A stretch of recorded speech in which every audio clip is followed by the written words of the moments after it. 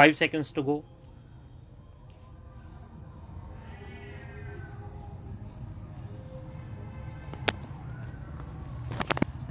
Start.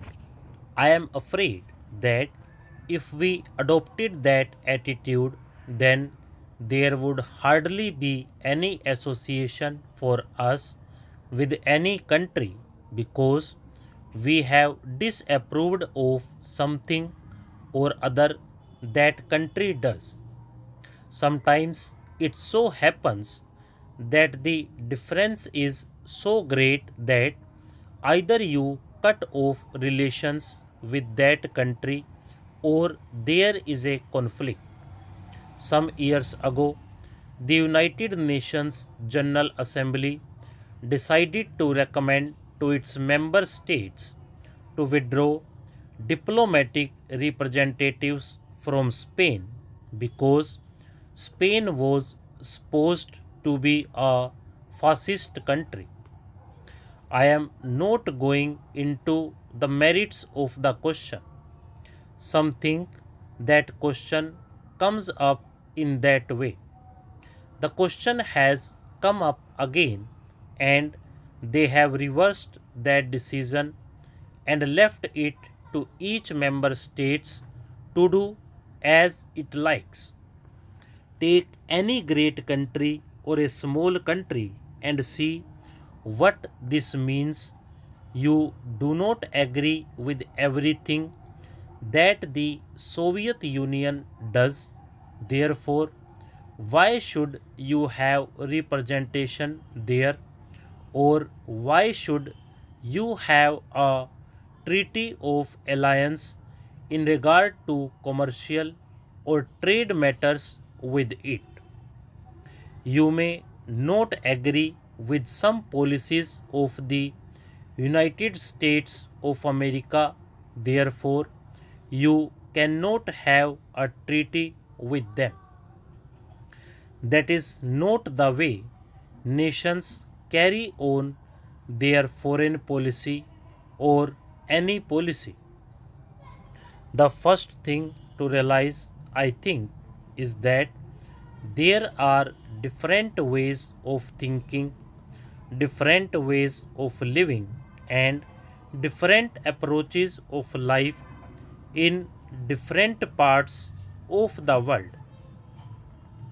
Most of our troubles arise from one country imposing its will and its way of living on other countries.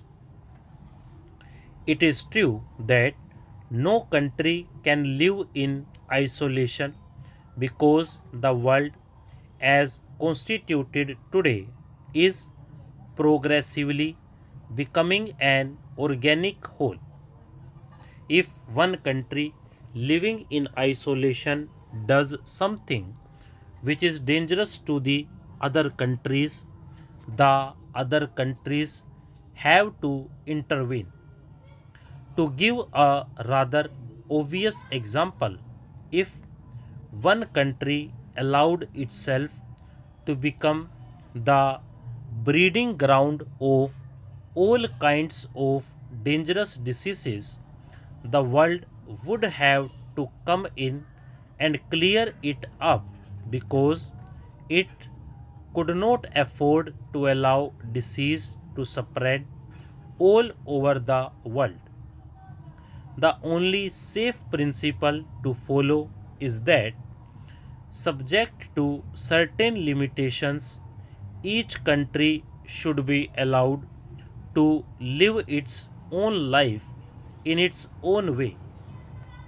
There are at present several ideologies in the world, and major conflicts flow from these ideologies, which we will consider later. We join the Commonwealth obviously because we think it is beneficial to us and to certain causes in the world that we wish to advance. The other countries of the Commonwealth want us to remain there because they think it is beneficial to them. It is mutually understood that it is to the advantage of the nations in the Commonwealth and therefore they join. At the same time, it is made perfectly clear that each country is completely free to go its own way. It may be that they may sometimes go so far as to break away from the Commonwealth. In the world today, where there are so many disruptive forces at work, where we are often on the verge of war, I think it is not a safe thing to encourage the breaking up of any association that one has. Break up the evil part of it, break up anything that may come in way of your growth, because nobody agrees to anything which comes in the way of a nation's growth. Otherwise, apart from breaking the evil parts of the association, it is better to keep going a cooperative association which may do good in this world than to break it. Now, this declaration that is placed before you is not a new move, and yet it is a complete reorientation of something that has existed in an entirely different way. Suppose we had been cut off from England completely, and we had then desired to join the Commonwealth of Nations. It would have been a new move. Suppose a new group of nations wanted us to join them, and we joined them in this way. That would have been a new move from which various consequences would have flowed. In the present instance, what is happening is that a certain association has been in existence for a considerable time past.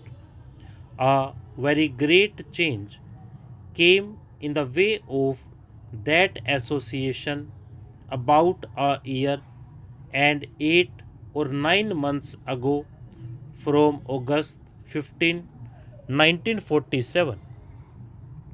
Now, another major change is contemplated. Gradually, the conception is changing, yet that certain link remains in a different form. Politically, we are completely independent.